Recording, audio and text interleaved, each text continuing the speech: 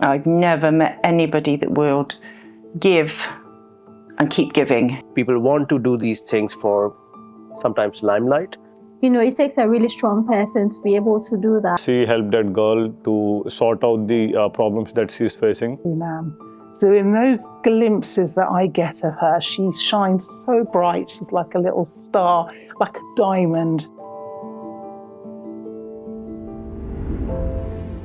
In this fast-paced world, where some chase dreams and others prioritize family, helping others is often left to the cost or government or large organization with vast resources. Have you ever met someone who would drop everything to help without a second thought? It's like they're on a whole other level of selflessness and kindness. Today, we unveil the extraordinary tale of an ordinary woman, a beacon of true selflessness. Balancing the roles of mother, wife, and a working professional, she still finds the courage and time to help those in need, ensuring help reaches them when it matters the most. This is the story of courage, hope, selflessness, and unwavering optimism. This is the story of Poonam.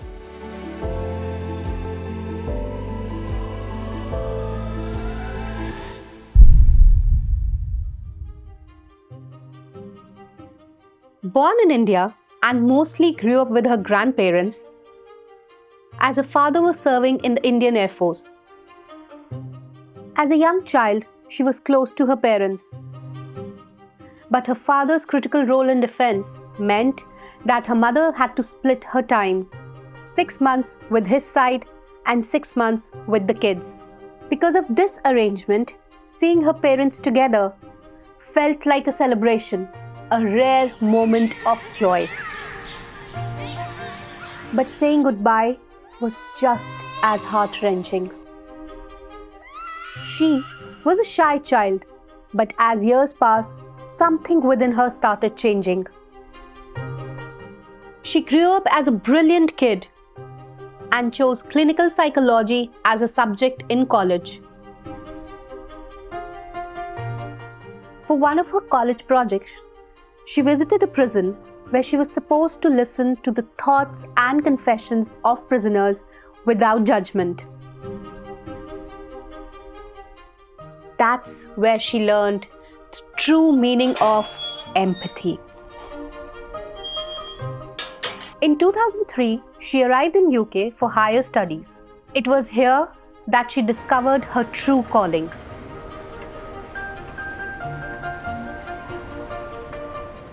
Just like some of us find joy in traveling, video games, or our favorite hobbies, Poonam discovered a different kind of thrill. Every time she helped someone, she felt a rush of happiness, as if she's found her own dose of dopamine. Once she overheard her co-workers talking about a sick colleague. When Poonam met her, she realized that this lady was not even able to cook for herself due to extreme sickness. Without a second thought, Poonam decided to step in. She decided to provide meals for this lady, not for a day, for a week, but for an entire month, till this lady was able to stand on her own. And Poonam did it all selflessly, without any expectations in return. Just like in an emergency, we dial 999, Poonam quickly became the first person that anyone would turn up to when they needed help. In one such another incident, 6 of her university friends came back late at night from their shift at 3 a.m. And due to extreme delay, they missed their dinner and were very hungry. Poonam being Poonam woke up at 3 in the night and cooked dinner for them. And not only this, she even asked them and convinced them that they should come back and have dinner with her the next day also after their shift. During her university years, she met the love of her life and they got married. As time passed, they moved to Bournemouth and had a baby boy. During this time, she got really busy and was not able to pursue her passion to help others. Then came the year 2020. Everyone was forced into a lockdown. Everything stopped. The world stand still. But Poonam's phone, on the other hand, was ringing non-stop. People in distress were calling her for help. This time, she was not only getting local calls, but calls from other countries as well. This was the first time when Poonam had to fight inner battles with herself. As a mother of a young child and a wife, she didn't want to take any risks and wanted to stay indoors. But her inner helping spirit was forcing her to answer these calls and help the people in need. And if you are still with us in this story, by now, you would know what Poonam's next step would be. This time, with the support of her husband, she decided to help. Where she was getting back-to-back calls, one of this call was very different. One afternoon, she received a call from a mother in Singapore who was extremely worried about her son, who was a university student and was forced into a lockdown without enough supplies and food. Poonam took charge and she sent her husband to provide essential supplies to this kid and even provided food to him till the lockdown eased off. In another incident, she got a call from a woman who had recently moved to UK and has lost her husband in COVID. She was completely alone and unaware of what to do in this situation. Someone suggested her to contact Poonam and she called. Poonam not only arranged a priest to help conduct the last rites for her husband, but also got all the stuff delivered to her place with the help of her husband. There are hundreds such stories, from providing meals to students to getting groceries delivered to the doorsteps of sick and elderly people. And she was doing all this working full-time as a special needs teacher. When it comes to helping others, most of us pass it on to someone more capable unless the person who needs help is close to us. And then we have Poonam, who selflessly helps every person, no matter who you are, where you are, and what you do. Because of her unwavering dedication and selfless service to the community, she was honoured by the UK Parliament in 2024. Her extraordinary efforts were celebrated as a shining example of compassion and commitment. But this isn't where the story ends.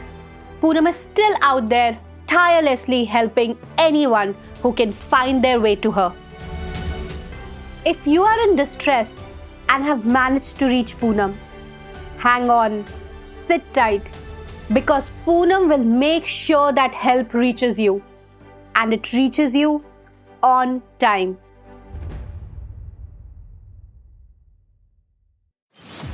Do you get paid, and how much do you get paid if you do? How does it make you feel when people talk rubbish about you? What are your future goals? I would probably become the mayor of Bournemouth, I think.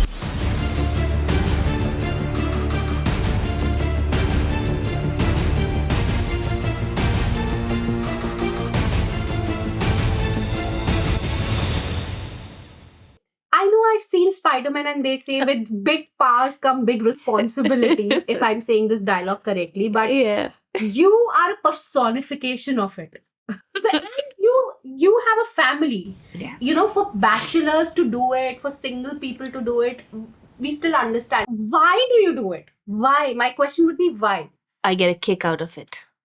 That's all I can say. And the kick is amazing. It's very good for my mental health, I think. I think I get all this from my mom. If you see my mom and you put us together next to each other, we are photocopies of each other, literally. Wow. You know, I've seen her also all my life, you know, running around, helping other people. My grandmom, same. My nanny, exactly the same. Super active. But it's very important that you do it because you're enjoying it.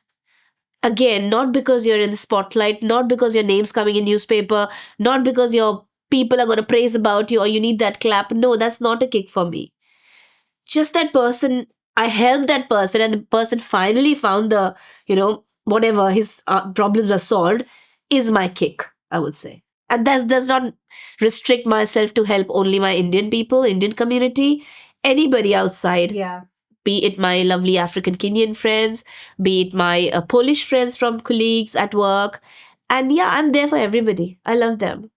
You know, you were saying that it was COVID time, everything was closed, it was Yeah. curfew. We were like so scared of going out because you don't know from where you can catch this virus. Yeah. Not even for once you thought that, you know, even you could get affected. Why should I help? Or, you know, I want to help, but then I'm scared. I can get that COVID virus, which is spreading Yeah. everywhere. I don't think so. Again, when you are helping somebody, you don't think of all these things. Yes, there I might think be many some people. do.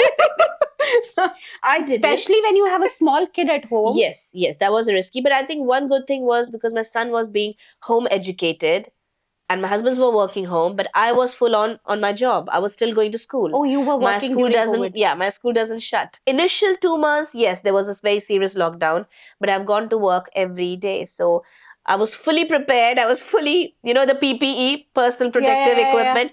I had everything in stock. And no, that thought never scared me, never ever scared me. Because again, I'll tell you why. Probably because I believe the way you're brought up, what you're fed, you know, again, the food is so important to fight so many infections or to fight so many diseases. And I think that was the only confidence. Maybe there was an overconfidence. I don't know. But yeah, I was fine. Do you get paid, and how much do you get paid if you do? Double zeros. We work voluntary.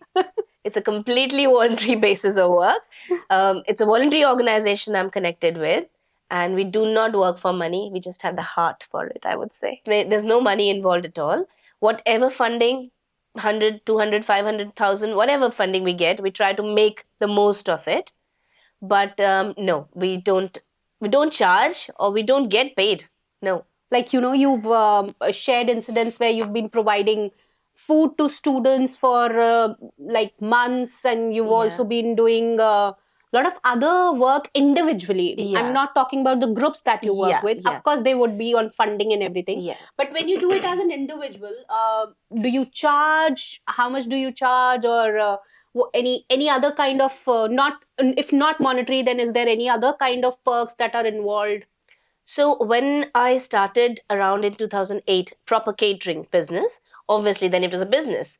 You know, I wasn't working at that time. Then my charges were very minimal. I'll even tell you, like, they're still the same, which is like a £5 for a vegetarian meal, £6 for a non-vegetarian, which is a very basic meal. And then I had two gentlemen from JP Morgan, and they really wanted the food from me.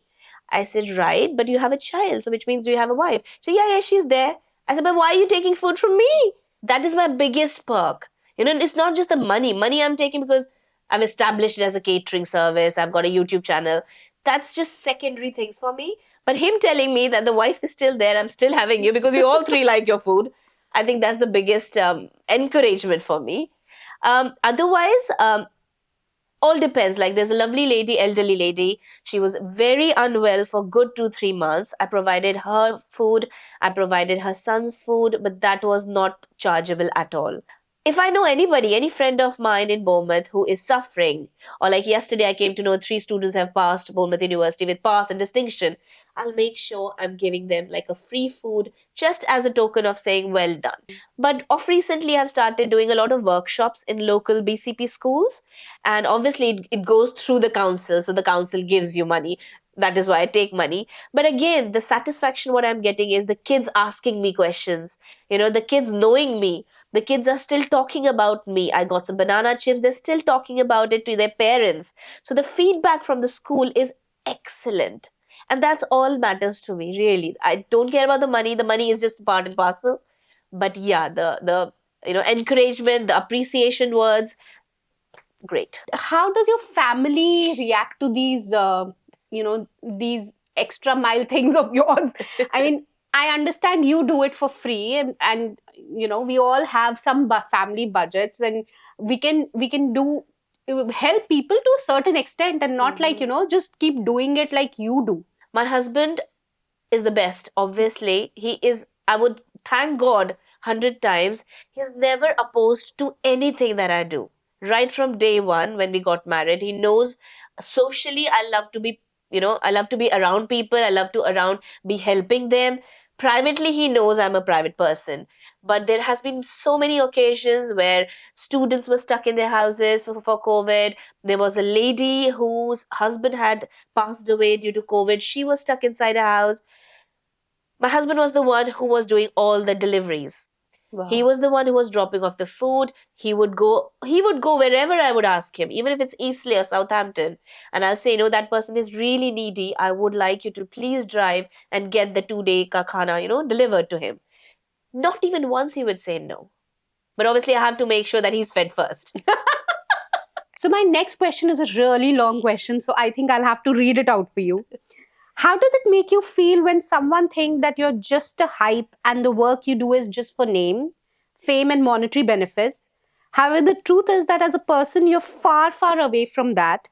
You're someone who sent her husband out during the COVID times to help people in distress with their groceries and food, that too without any expectations in return or any kind of propaganda, while lots of other people were doing all these things just to get some views and likes on social media. You're also someone who once provided meals for a sick colleague for non-stop month without anything in return. And there are so many such stories. And believe me, these are not easy things. The level of courage and desire you have, I think that's what makes you you. So back to my question, how does it make you feel when people talk rubbish about you? Very good question. Because recently I came to know something that somebody's been talking. But that's okay, Life can't be full of flowers. Life cannot be like a heaven-like situation. Everything's going to happen smoothly. When you are involved in community, not everybody's going to love you. There will be some people, always. It's just like a classroom, or it's just like at work setting. Anywhere you go, there will be that little 1% of people who will have some or the other reason to have objections or have that negativity towards you. I have no idea who's that. Comments like these are actually useful, I would say, in a way.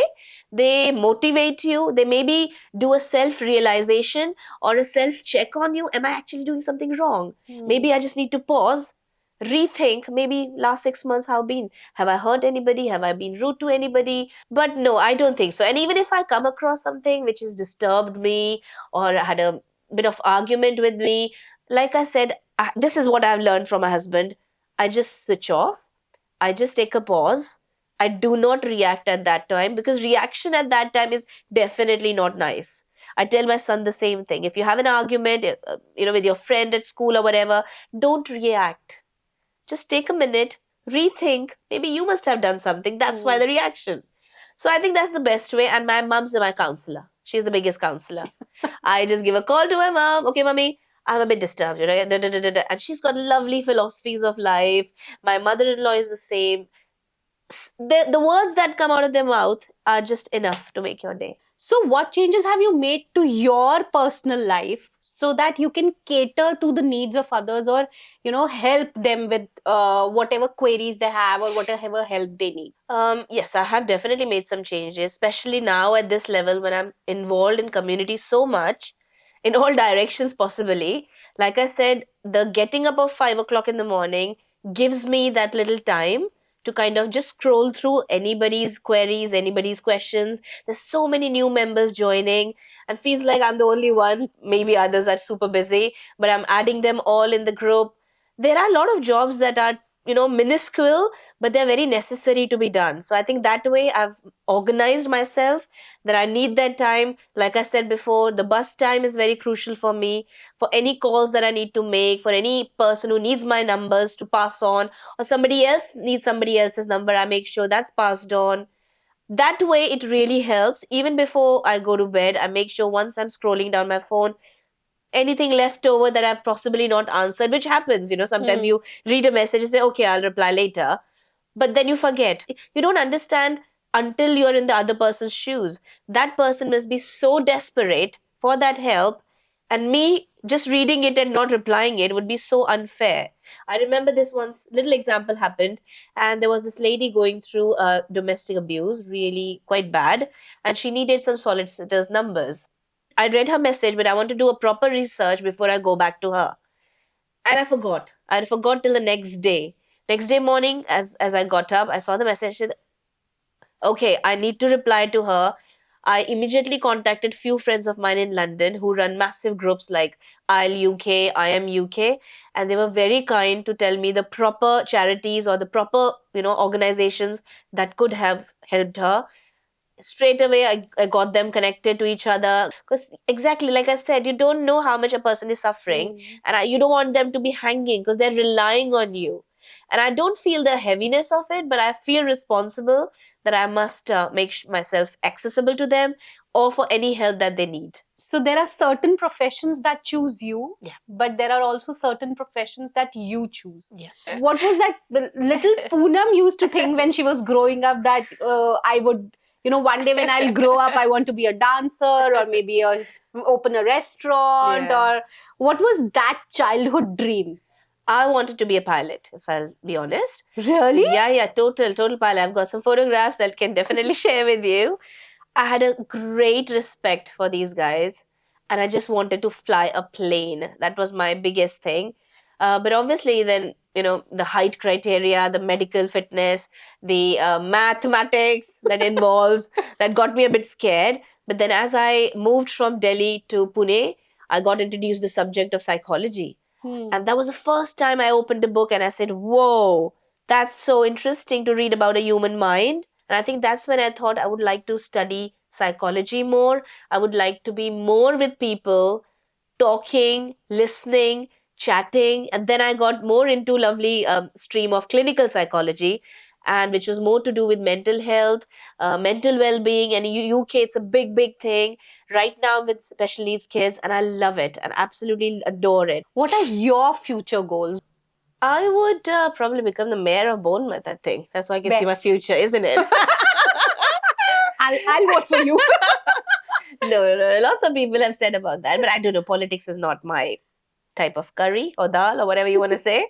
But it's not something that I'm purposefully thinking and doing. Like I said, it's just happening. I'm not purposely thinking, okay, tomorrow I have to help these two people. Thursday, Friday, I need to help these two people. They're very ill. No, it's just going with the flow. And I think that's how I like my life. I don't want to plan anything. I just want to continue whatever good work I'm doing now, because I do believe in, you can say, karma. The life revolves. You do good, good comes back to you. You do bad, bad comes back to you. So yeah, I just want to be with the flow.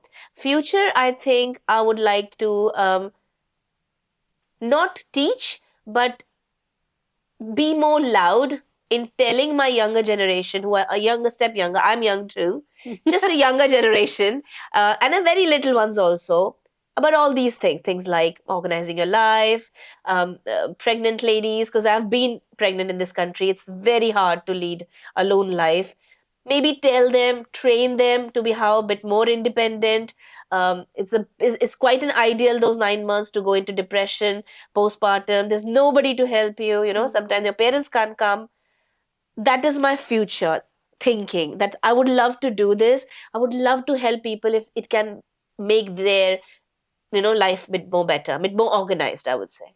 Okay, now we'll do a little fun segment with you, okay? I'll ask you few questions, but it'll be like a rapid fire thing. Are you ready? Yep. Okay. Ready. Any specific names that have been given to you and which is your favorite one? Oh gosh, Miss P. And why is that your favorite? I don't know. There are a few students who love calling me Miss P. That's so funny. Are you a tea person or a coffee person? Totally tea. Do you would go for Ferrero Rochers or Imli ke laddu? Ferrero Rocher all the way. Oh my God. One thing that really irritates you about anybody. Time, not reaching on time. Discipline army, discipline family. Totally. One thing that really impresses you about somebody. Shoulders. I love shoulders of men. And women? Just the aura. Good vibe. Okay. Smile. Yeah. What are you most scared of? Dogs. Really? Absolutely. I'll be running away. If ever I have a pet, I'll have a tortoise. Because he can't run after me. What's your most favorite selfie expression? How do you... Is that enough? A funny trait about you that nobody knows. I can make weird faces. And I think most people know it. So, sorry. I'm just very open and frank. Like, what I am. Yeah? Can you do more of these? Gosh. Thank you. That was our rapid fire. Hi guys, I'm Rajat. And I'm Tarun. And we are Team StoryPod 24 because we believe everyone has a story. Thank you so much for hanging in there with us. If you liked this video, please give it a thumbs up. And if you love watching this kind of content, please make sure to subscribe to our channel. Also, if you know someone who has an inspirational story or any story, please do comment below in the comment section, or you can send us an email. The email ID would be mentioned in our description box, or you can send us a direct message on our Instagram page. By the way, have you ever heard of a girl who rode a heavy motorbike at the age of 13 to save a life? Or have you ever heard about an Indian girl who never entered her kitchen and later successfully started a catering business in UK? If you find it intriguing, please don't forget to subscribe to our channel because this is going to be our next story. But before that, it has taken us more than a month of hard work, research, shooting and production. Sleepless nights, lots of fights, and a non-stop crying toddler. to finally get this story out. So, a little motivation will boost our morale. We are going to set a target of 500 likes on this video, and we know it's nothing for our beautiful audience like you. And as soon as we hit our target, we will start the production of our next video. Till then, you guys have fun, chill out, and we'll see you soon in the next video. Thank you. Bye-bye.